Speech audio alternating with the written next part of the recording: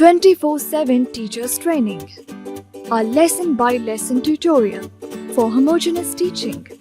We are an EdTech textbook publisher.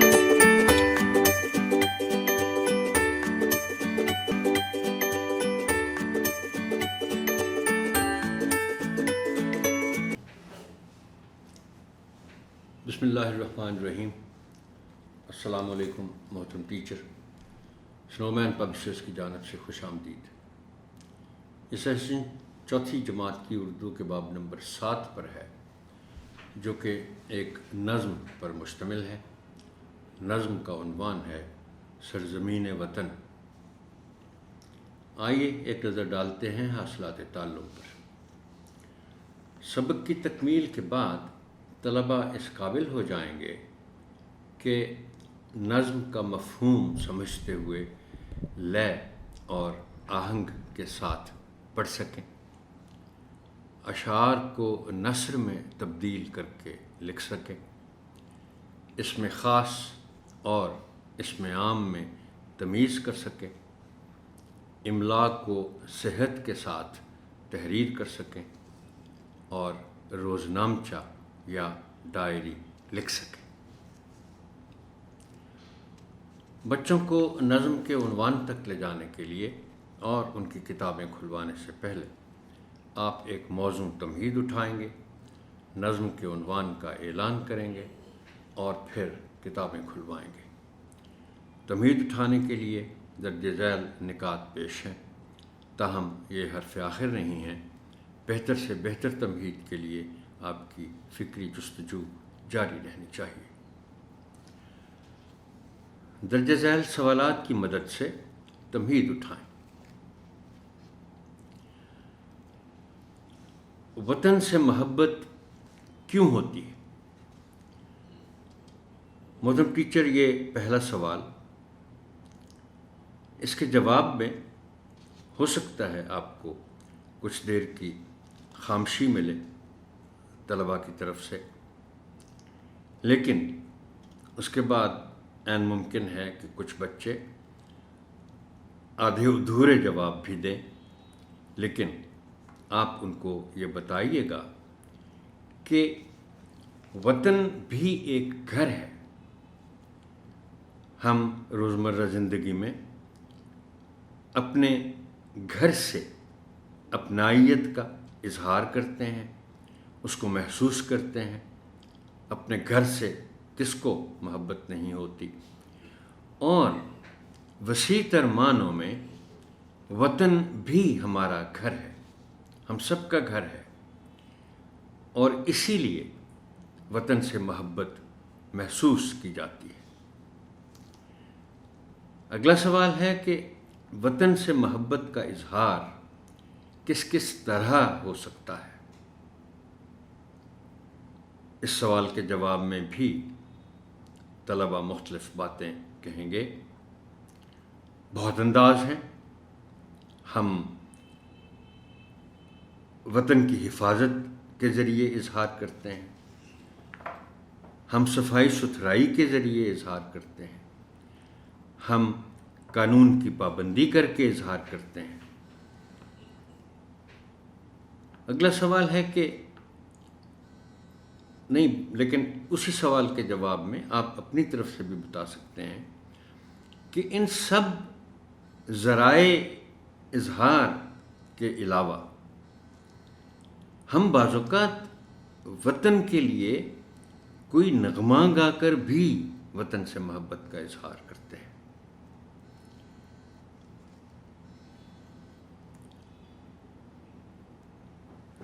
उसके बाद है कि कौमी या मिली नगमा क्या होता है? इसका जवाब यकीनन बच्चे आपको दे पाएंगे, इसलिए कि अब तक वो कुछ मिली नगमे पढ़ चुके हैं। कौमी नगमे क्यों गाए जाते हैं? अब इसका जवाब अगर आपको देना पड़े तो आप कह सकते हैं कि वतन की मोहब्बत पैदा करने اور دل گرمانے کے لیے۔ اور اس میں آپ ایک اور بات کا اضافہ بھی کر سکتے ہیں کہ قومی نغمے ویسے تو گائے جاتے رہتے ہیں، لیکن کچھ خاص دنوں پر یا خدا نخواستہ اگر کوئی جنگی صورتحال پیدا ہو جائے تو پھر ہر طرف سے قومی نغموں کی آواز آنا شروع ہو جاتی ہے۔ یہ دل گرمانے کے لیے اور وطن کی محبت پیدا کرنے کے لیے گائے جاتے ہیں۔ قومی یا ملی نغمے ہمیں کیوں اچھے لگتے ہیں؟ ظاہر ہے اگر ہمیں وطن سے محبت ہے اور وطن ہمارا گھر ہے تو اس گھر کی نسبت سے، وطن کی نسبت سے ہمیں یقیناً وہ نغمے چاہے قومی ہیں یا ملی ہیں وہ ہمیں اچھے لگیں گے۔ آخری سوال ہے کہ ہمیں وطن کی مٹی سے بھی پیار ہوتا ہے، کیوں؟ مٹی ایک اشارہ ہے،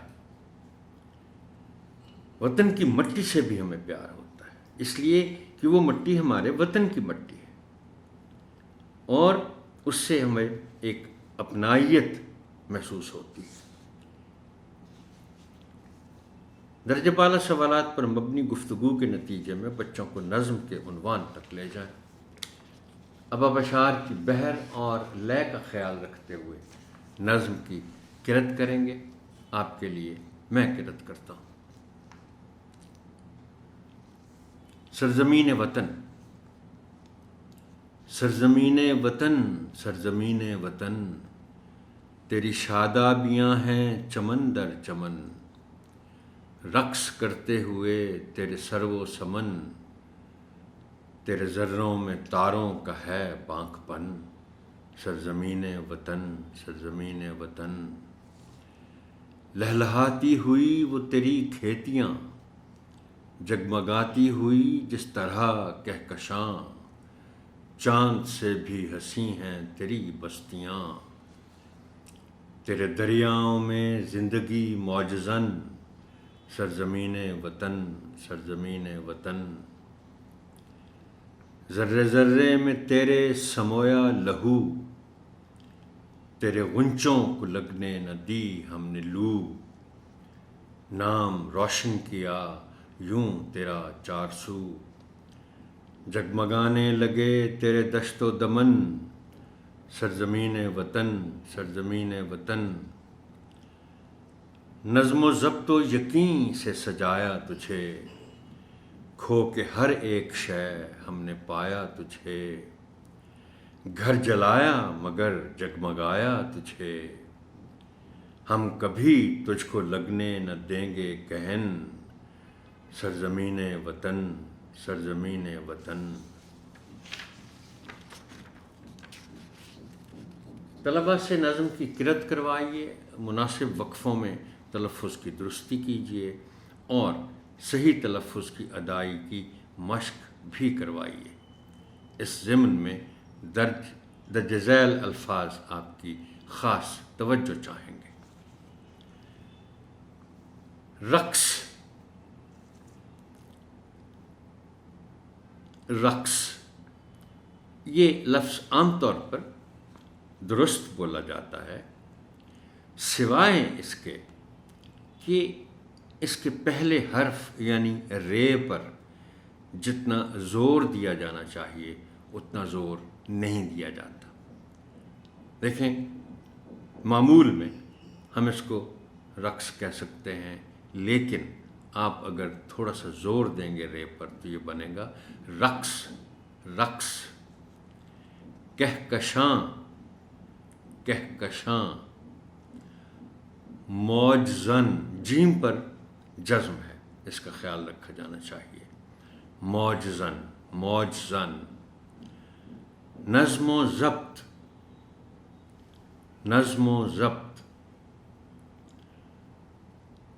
جگمگایا، میم پر جو زبر ہے اسے تھوڑا سا نمایاں کر کے پڑھنا ہے، جگمگایا، جگمگایا، گہن، ہے پر زبر کا خیال کیا جائے گا۔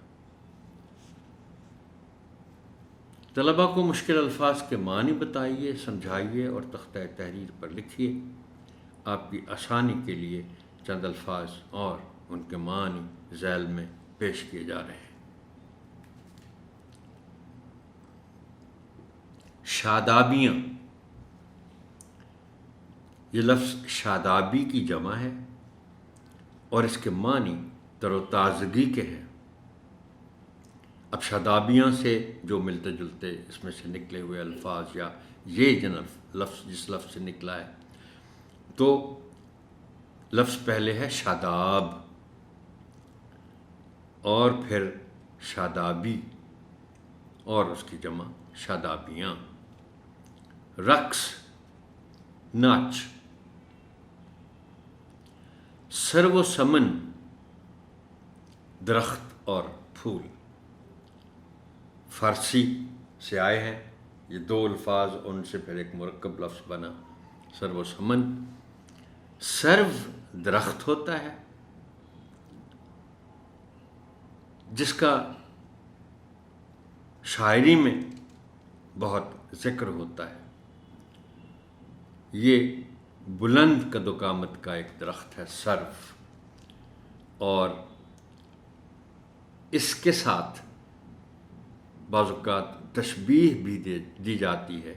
کسی بلند قامت شخص کے لیے سرو قد کہا جاتا ہے، اور سمن پھول ہے، تو سرو و سمن مل کر بنے سرو و سمن، اور اس کے معنی ہوئے درخت اور پھول۔ بانک پن، شوخی، بانکا جیسے لفظ استعمال ہوتا رہا ہے اردو میں، اب اتنا نہیں ہوتا۔ کہکشاں، تاروں کا جھرمٹ۔ موج زن، لہریں مارتا ہوا، موج زن، موجیں مارتا ہوا، جس کو انگریزی میں ہم ویوز کہتے ہیں۔ سمویا، ملایا۔ لو، گرم ہوا، وہ جو مئی کے مہینے میں چلتی ہے، جون میں بھی چلتی ہے۔ چار سو، سو کے معنی سمت کے یا جانب کے ہوتے ہیں، اور چونکہ اطراف چار ہیں اس لیے اس سے بنا چار سو، لیکن اس کے معنی ہیں چاروں طرف، ہر طرف۔ دشت و دمن، دشت کے معنی صحرا ہے، ریگستان ہے، اور دمن کے معنی پہاڑ ہے۔ تو جیسے ہم نے سرو و سمن بنایا تھا، اسی طرح دشت و دمن بنا، جس کے معنی ہوئے صحرا اور پہاڑ۔ گہن، داغ، گہن، گرہن کی مختصر شکل ہے گہن، جس کے معنی ہے داغ، جیسے چاند گرہن لگتا ہے، سورج گرہن لگتا ہے۔ غنچے، ادھ کھلے پھول، کلی کے معنوں میں۔ پھول ابھی پورا نہیں کھلا ہوتا تو ادھ کھلا ہوتا ہے، تو اس کو ہم کہتے ہیں غنچہ۔ وہ جسامت میں بھی ابھی چھوٹا ہوتا ہے، پھول بن کر وہ بڑا ہو جاتا ہے۔ نظم کا مرکزی خیال بیان کریں، ہر شعر کی نثری ترتیب کریں اور اس کا آسان فہم مطلب بیان کریں۔ مرکزی خیال وطن سے محبت ہے، آپ بچوں کو بتائیں گے، اور بہتر تفہیم کے لیے درج ذیل اہم نکات نوٹ کریں۔ رقص کرتے ہوئے تیرے سرو و سمن،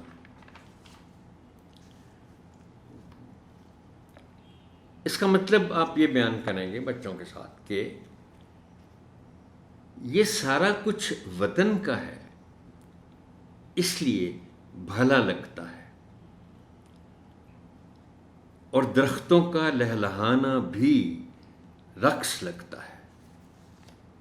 آپ بچوں کو بتائیں گے کہ دیکھیے جب تیز ہوا چلتی ہے تو درختوں کی شاخیں، بلکہ بعض اوقات پورے کا پورا درخت، اس کا اوپر کا حصہ پتوں والا، وہ دائیں بائیں ہوتا ہے، اور اسے کہتے ہیں لہلہانا۔ اب یہ لہلہانا جو درختوں کا ہے، یہ اس لیے ہمیں رقص لگتا ہے کہ چونکہ یہ سارا کچھ ہمارے وطن کا ہے، ہمارا اپنا ہے، اس لیے آنکھوں کو بھلا لگتا ہے۔ تیرے ذروں میں تاروں کا ہے بانک پن۔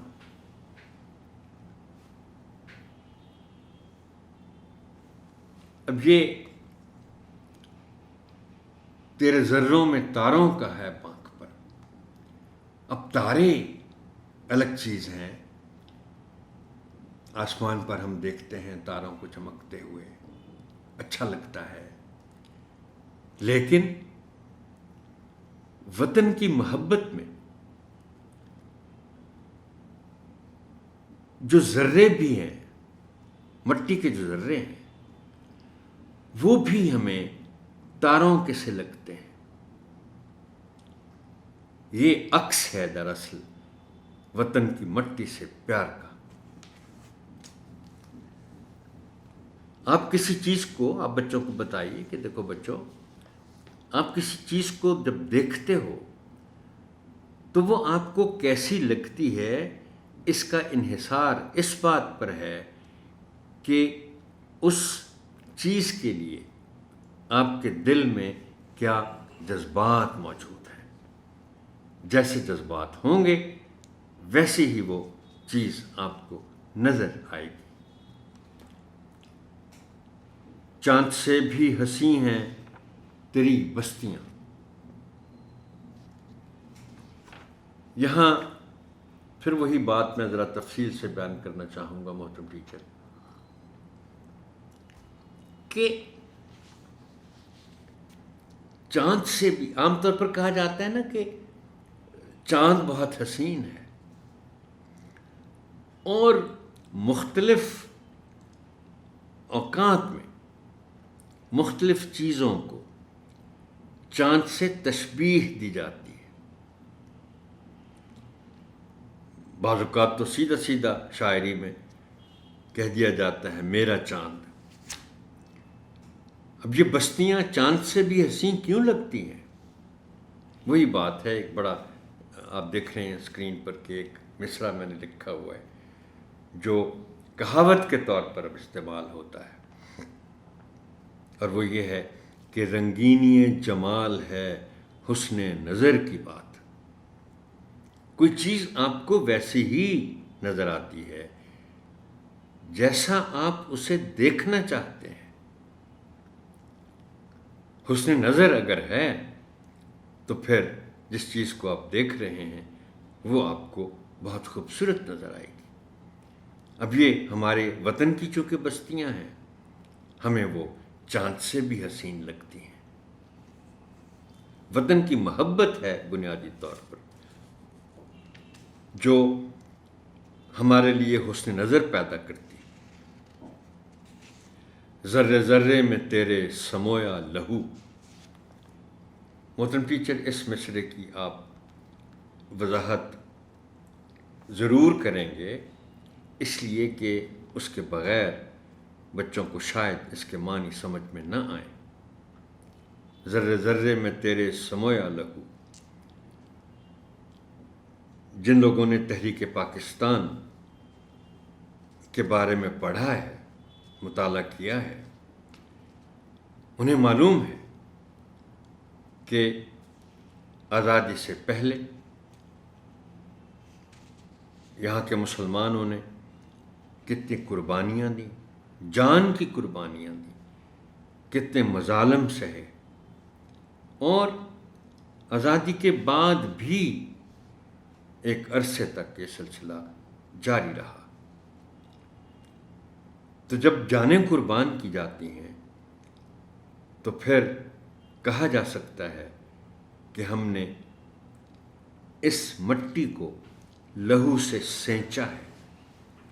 اسی لیے اس مصرعے میں کہا گیا ہے کہ ذرے ذرے میں تیرے سمویا لہو. قربانیاں دی ہم نے آزادی کے لیے. اور آپ بچوں کو یہ بھی ضرور بتائیے گا کہ جو چیز آپ قربانی کے بعد حاصل کرتے ہیں وہ آپ کو پھر زیادہ قیمتی لگتی ہے، زیادہ خوبصورت لگتی ہے، زیادہ اچھی لگتی ہے. نظم و ضبط و یقین سے مراد ہے یہاں، یہ آخری بند کا پہلا مصرع ہے. نظم و ضبط و یقین سے سجایا تجھے. اب اس ایک مصرعے میں بہت کچھ ہے. اس ایک مصرعے میں قائد اعظم کا وہ مشہور و معروف قول بھی ہے جس میں وہ 3 چیزوں کا ذکر اکثر کیا کرتے تھے کہ ترقی کا راز 3 چیزوں میں ہے: یونٹی، فیتھ اور ڈسپلن. یہ میں انہی کی کہی ہوئی بات کے لحاظ سے اس کو ترتیب دے رہا ہوں. Unity, faith and discipline. اتحاد، یقین اور نظم و ضبط. یقین سے مراد ایمان ہے. تو آپ محترم ٹیچر بچوں کو بتائیے گا کہ کسی بھی قوم کی ترقی کے لیے یہ تینوں چیزیں انتہائی ضروری ہیں: نظم و ضبط، ڈسپلن، یقین یا ایمان، فیتھ اور یونٹی، جو یہاں اس مصرعے میں تو اس کا ذکر نہیں ہے، مگر مکمل بات تبھی ہوتی ہے جب اس کو بھی شامل کر لیا جائے. Unity, faith and discipline. کھو کے ہر ایک شے ہم نے پایا تجھے. یہاں ذکر ہے تحریک آزادی اور ہجرت میں قربانیوں کا. اب اس سے پہلے بھی چونکہ ہم نے اس مصرعے کی تشریح کی ہے کہ جس میں ہم نے کہا تھا کہ لہو ہے، ہم اس مٹی میں ہمارا لہو شامل ہے. ذرے ذرے میں تیرے سمویا لہو. یہ اسی کی آپ یوں سمجھ لیں کہ اسی کا حوالہ ہے کہ کھو کے ہر ایک شے ہم نے پایا تجھے. قربانیاں دیں، اس لیے ہمیں اس وطن سے بہت محبت ہے.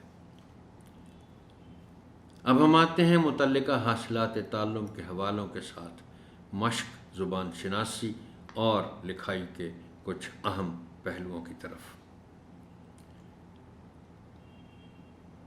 سرگرمی ہے روز نامچہ لکھنا، صفحہ 48 پر تخلیقی لکھائی کے تحت.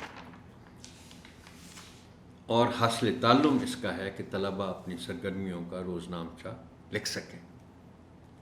اب یہ سرگرمی ہے کہ ہم سارا دن مختلف کام کرتے ہیں جن کو روزمرہ کی مصروفیات کہا جاتا ہے. اپنی روزمرہ کی مصروفیات کی فہرست بنائیں. ہر کام وقت پر اچھا لگتا ہے. ہر کام کے سامنے اس کا وقت لکھیں. دیے گئے نمونے کے صفحے کے مطابق اپنی ایک دن کی ڈائری تحریر کریں. اس سے پہلے بھی ذکر ہو چکا ہے کسی باب میں. پہلے تو آپ طلباء کو روز نامچے اور ڈائری میں فرق بتائیں. میں اس سے پہلے کسی باب کے QR میں بتا چکا ہوں. روز نامچہ ایک دن کی مصروفیت کا اندراج. یہ تو روز نامچہ ہے کہ آپ نے کیا کیا کرنا ہے. لیکن ڈائری ایک ایسی کتاب ہے جس میں تاریخ وار واقعات، مشاہدات اور تجربات درج کیے جاتے ہیں. ڈائری بعد میں لکھی جاتی ہے، یعنی ایک دن جب گزر چکا ہوتا ہے تقریباً، تو آپ کی زندگی میں اس دن کوئی واقعہ ہوا ہو، کسی چیز کا آپ نے مشاہدہ کیا ہو، کوئی آپ کو ذاتی طور پر تجربہ ہوا ہو، تو پھر ظاہر ہے آپ کے کچھ محسوسات ہوتے ہیں اور آپ یاد رکھنا چاہتے ہیں، اس کو ریکارڈ کرنا چاہتے ہیں کہ کبھی بعد میں پڑھوں گا۔ مجھے یاد آ رہا ہے کہ کسی اردو کی ہماری اپنی کتابوں میں سے کسی کتاب میں ایک باب تھا جس کا عنوان تھا دادا جان کی ڈائری۔ بہت اچھی باتیں اس میں پڑھنے کو ملتی ہیں، اور وہ نہ صرف یہ کہ جو شخص یہ ڈائری لکھتا ہے وہ اس کو کچھ عرصے بعد یا ایک طویل عرصے بعد نہ صرف یہ کہ وہ اپنی یادیں تازہ کرنے کے لیے خود اس ڈائری کو پڑھتا ہے، بلکہ بعض اوقات ایسا بھی ہوتا ہے کہ ڈائری لکھنے والا شخص فوت ہو گیا ہوتا ہے تو اس کی آگے اولاد اس ڈائری کو یا ان ڈائریوں کو محفوظ رکھتی ہے، اور کبھی کبھار کوئی اس کو ان میں سے کوئی ڈائری نکال کے تو اپنے اس بزرگ کے مشاہدات اور تجربات پڑھتا ہے۔